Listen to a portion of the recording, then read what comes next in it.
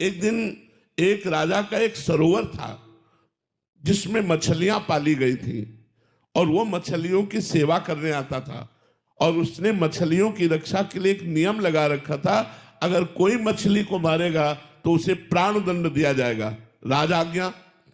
एक दिन एक गरीब मछुआरे ने देखा कि बहुत सी मछलियां हैं, पर उसने सुन रखा था प्राण दंड मिलेगा, तो 2 मिनट में सैकड़ों मछली मार लेते हैं, कौन देखता है। और वो तालाब में जाल फेंक करके मछलियों को समेट ही रहा था कि घोड़ों की टाप की आवाज सुनाई दी।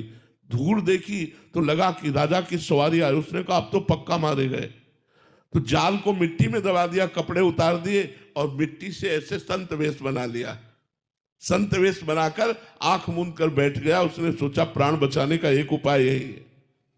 राजा वहां से निकले, देखा कि सरोवर के किनारे कोई संत, और बहुत बड़ा संत, क्योंकि शरीर में कोई कपड़ा नहीं, असरफियां ली, चुपचाप चरणों में जाके चढ़ाई, साष्टांग दंडवत हुए और धीरे से चले गए कि महाराज के ध्यान में विघ्न न पड़े।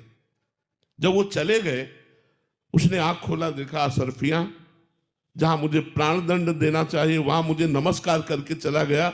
जब मैंने नकली वेश धारण किया तो एक राजा प्रणाम करके चला गया। यदि मैं असली में भगवान का बन जाऊं तो क्या होगा। आज से मैं सब कुछ छोड़ता हूं और भगवान का भजन करता हूं। तो अगर हम नकली भी भक्ति करेंगे तो एक झटका लगेगा, कोई घटना घटेगी और वो हमको असली भक्त बना देगी। इसलिए मुझे भक्ति करनी चाहिए, भले वो हम ड्रामा भक्ति का करें, एक दिन सही में असली में आप भक्त बन जाएंगे। हमारी भक्ति नाटक नहीं, हम राम राम बोल रहे हैं, ये नाटक नहीं है। अगर हम नाटक में भी राम राम बोल रहे तो भी हमारा राम नाम मंगल करेगा। भाव कुभाव अनख आलसहु, नाम जपत मंगल दिसि दसहु। हमको भक्ति नहीं छोड़नी चाहिए।